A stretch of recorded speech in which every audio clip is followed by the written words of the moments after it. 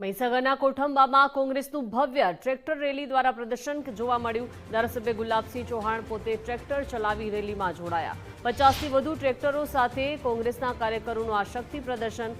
કોઠંબા જિલ્લા પંચાયત બેઠક કબજે કરવા કોંગ્રેસ મેદાનમાં છે। વિજય વિશ્વાસ સાથે કોંગ્રેસની આ ટ્રેક્ટર યાત્રામાં માનવ મહેરામણ ઉમટી પડ્યું। પ્રચારના અંતિમ દિવસે કોંગ્રેસે ગામે ગામ ફેરવી ટ્રેક્ટર રેલી। ધારાસભ્યની આગેવાનીમાં કોંગ્રેસના કાર્યકરોમાં ભારે ઉત્સાહ જોવા મળ્યો। કોંગ્રેસ પક્ષ તરીકે મેન્ડેટ આપીને એમની ઉમેદવાર તરીકે પસંદગી કરી હતી।